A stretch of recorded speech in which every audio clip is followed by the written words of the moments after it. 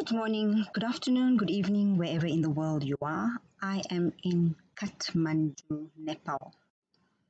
First, I want to say thank you to all the new subscribers and a very big thank you to everybody who commented and participated and responded on my last video.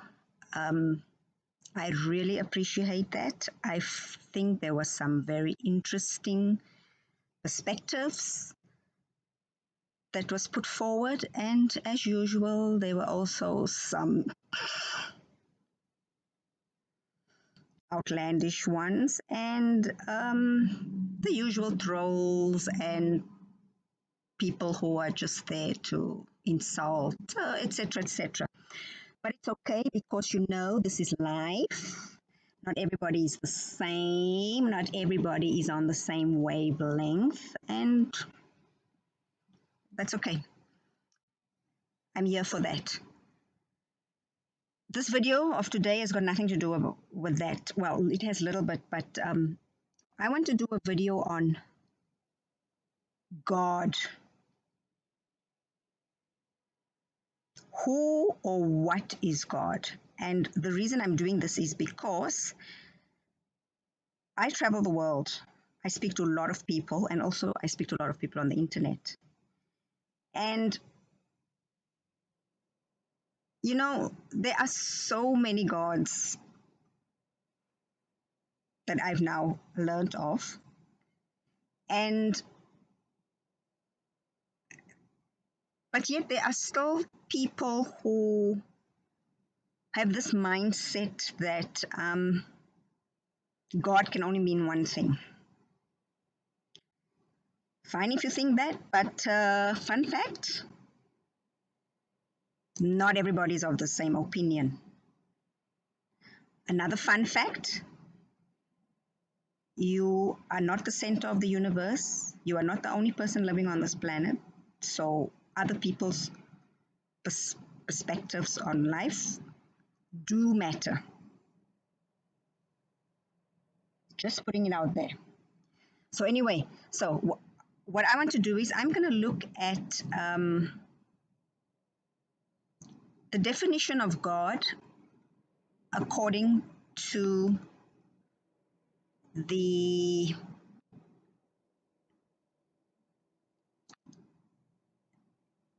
Oxford English Learner's Dictionary. So for those of you who have been following me for a while, you know that I discriminate. The only dictionary that I will refer to is the Oxford Dictionary, unless there's something that that I need from the Urban Dictionary. Okay, because sorry, but British English, that's the only English that is English. Everything else is just rubbish. Hate me now. Anyway, okay, so let's continue. So God, what does it say here? What is the definition of God? Okay, so God is a noun. Okay, it's just a noun, right? So this is very small, so I really can't see that well. So in Christianity and other monotheistic religions, note well, God is the creator and ruler of the universe and source of all moral authority, the supreme being. That makes sense? Okay. Right. In certain other religions, because, fun fact, there are not only monotheistic religions, there are other religions. Oh, and by the way, atheism is a religion, well, as far as I'm concerned. Oh, I should have also brought up the definition of religion so that you can see why I say atheism is a religion. Anyway, let's see if I have time to do that. In certain other religions, it is a superhuman being or spirit worshipped as having power over nature or human fortunes, like a deity. Okay, so I know like a lot of the indigenous religions have this, I think Hinduism, certain religions, okay? That is their definition of God.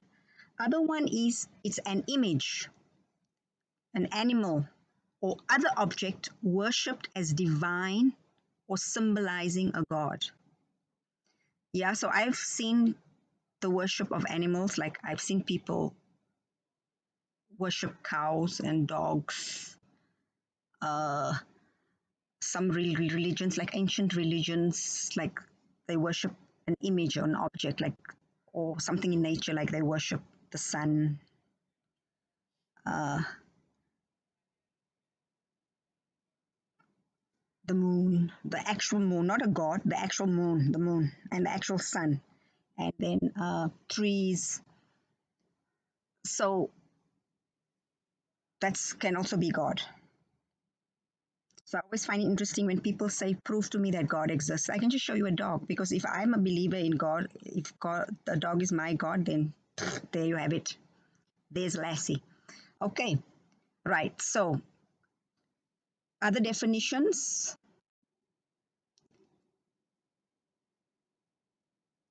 a greatly admired or influential person.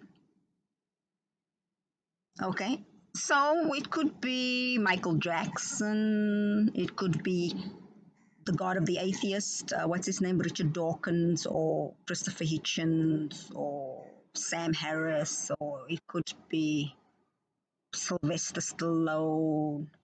It could be anybody, any person that you greatly admire. So it could be Buddha, because I've met people who worship Buddha as a god, even though Buddhism is not supposed to be a religion, but some people have decided he is God.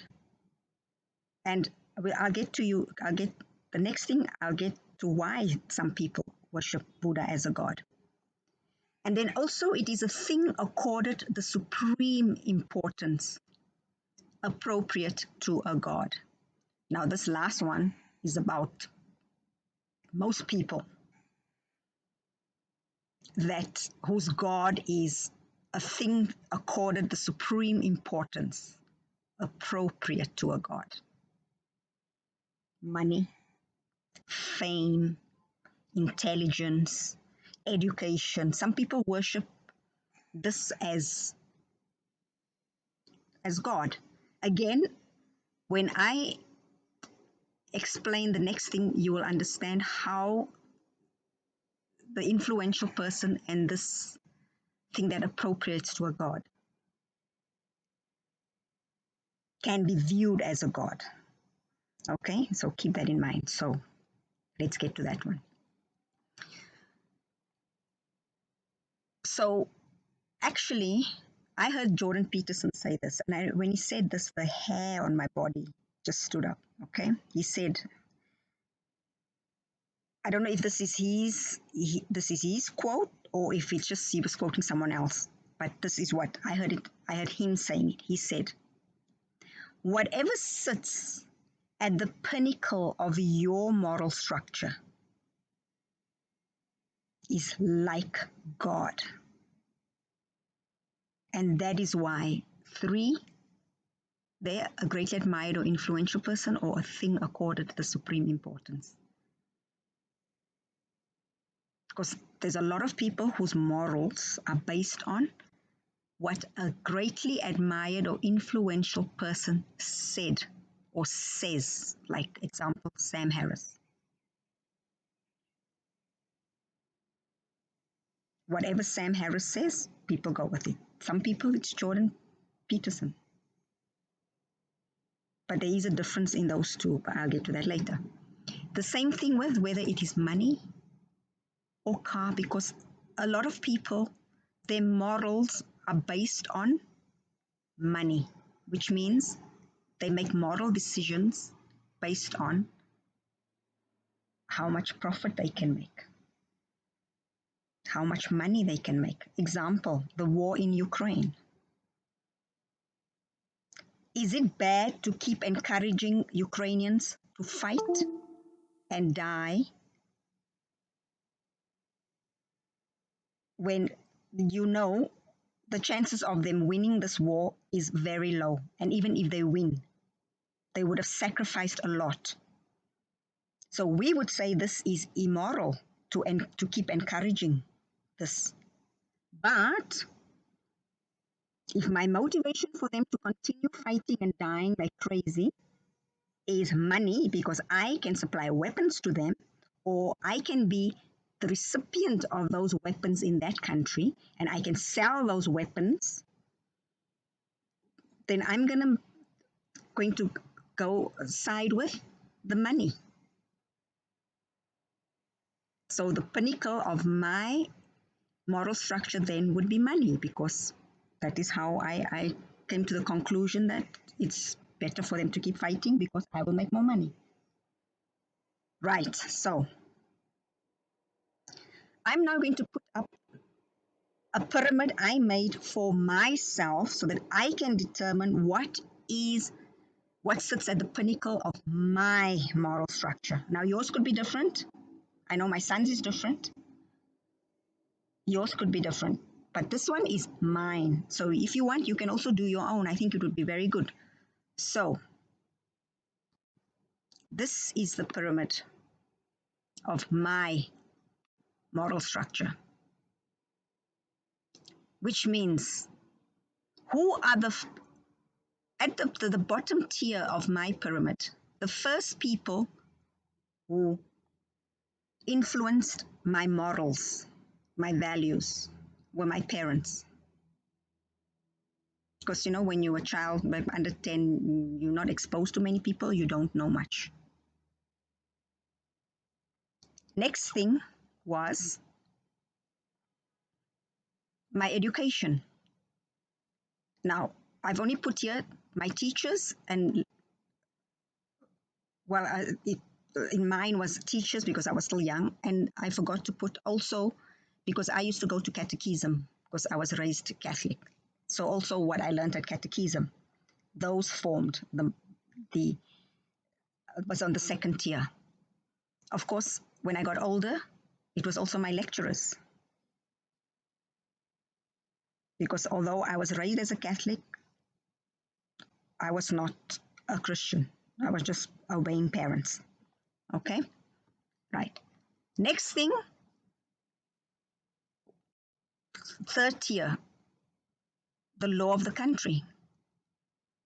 My morals were based on what the law of the country said. If they said, oh, it's good to discriminate against black people, I was like, yay. Or discriminate against non-white people, yay, because my morals were based on, now I'm not saying this is me because I'm a non-white, so it's the other way around, but just an example. If they said interracial marriage is not allowed, I was with that. Okay, right. Also the Constitution, whatever the Constitution said. So let me put in proper perspective. I grew up in South Africa. I'm a non-white. So my government said non-white people are second and third class citizens. White people are supreme. So of course I was not of that mindset. So my morals were not based on this. But some of my friends were because they were white. So they agreed with us. So their morals of how you treat or how you view non-white people was based on the constitution of our country. Okay? There's also the judiciary, I can never say this word properly, judiciary system that can also influence or where you base your moral structure on. What does the judiciary system say? It says bad people must be put to death.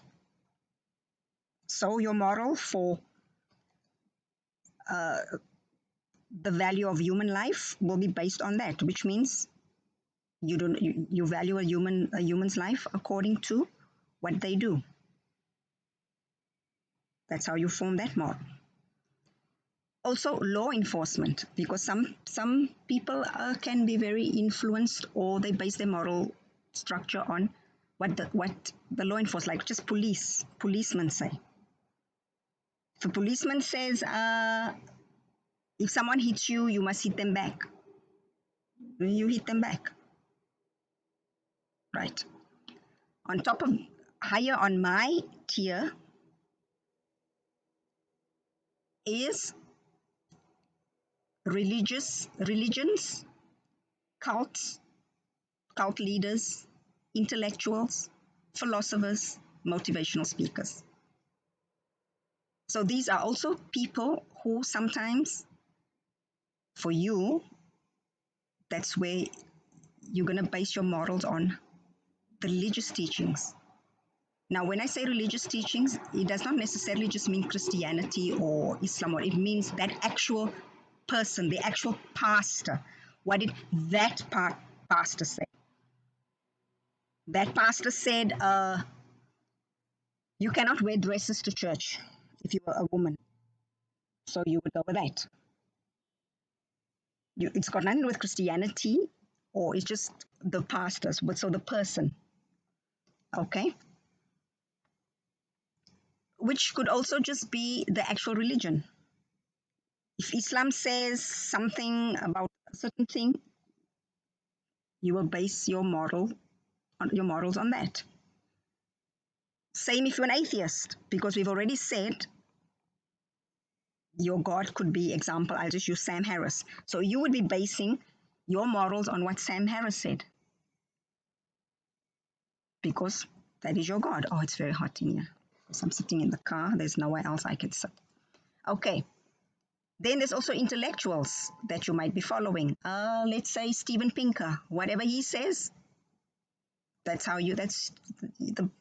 what you base your morals on. Same with philosophers. Jung, uh, whoever, all those people. Okay. Then also motivational speakers, like Zig Ziglar. Maybe you listen to what he says about things. And that is how you base your morals on. Like someone will say, example, uh, there are the 6 secrets of success are A, B, C, are 1, 2, 3, 4. And then you would say, no, according to Zig Ziglar, there are 7. And I'm going with what Zig Ziglar says because he is right. And then you base your whole world, your whole morals just around what Zig Ziglar says. Okay? But me, at the top of my moral structure, is Jesus Christ. Not Christianity, Jesus Christ, which means whatever Jesus said, says, does, who he is, what he is. All my morals are based on his teachings and his preachings and his way, his truth, and his light. So, because Jesus sits at the top, at the pinnacle of my moral structure, he is God to me. To you, it might be different. I don't care what you think. Oh, he's a superhuman. You worship super beings and blah blah blah. All those insults that you guys like to throw around. That's fine, but I'm saying me. Maybe at the top of your moral structure is somewhere else. Like I can tell you, for example, my son, because he's an atheist, who sits at the pinnacle of his moral structure is me, because he gets all his moral values from me. So basically, I am God, because at least in his world, I sit at the pinnacle of the structure. So you see, sometimes you can have a God and you can also be God. So his would be, you see where it says parents at mine, which is right at the bottom? His will be on the top, because he does have all these other ones. But at the end of the day, it doesn't matter what Sam Harris or Jordan B. Peter or whatever, he will still come to me and ask my advice and then listen to what I have to say. And he will go with what I said. So if anyone wants to know if God exists, God exists. Look, I'm here. Look, you can pinch me. I exist. Look, I'm sweating. Flesh and blood, God. God exists. Because God can be anything and anyone, to anyone and anybody. So people have to get out of this very narrow-minded mindset because we are living in 2023. So there's no reason for anybody to be ignorant about things or to insult people for what they believe. Because you might insult me for my belief, but your belief might be even more stupid. If Sam Harris is the pinnacle of your moral structure, I might think it's stupid. Because Sam Harris is a fallible man, which he clearly demonstrated during COVID and with his TDS issues. But if that's your God, fine, go ahead. That's just what I'm saying. So maybe what you can do is make a pyramid for yourself and then see who sits at the pinnacle of your moral structure. And you'll be quite surprised to maybe find out that it is a stupid thing like Kim Kardashian or money or shoes. So anyway, that's all I have to say about this. Again, I really appreciate comments, feedback, your opinion. But can I please first just ask, please do not derail the conversation when I write. It's off topic, derail it. Don't get sensitive. It's just, I try to stay on topic because, there's so many people commenting and I would like civil discussion. So I think keep the insults at bay, the ad hominem comments. Just let's just be civil. It's 2023. We all don't have to be rude to each other. Let's get over that. If you're Christian, you don't have to be rude to atheists. If you're atheist, you don't have to be rude to Christians. If you're Muslim, etc., etc. Just relax, chillax, sit back. Let's put on our thinking caps and have good conversation. So that's all I have to say. Cheers for now.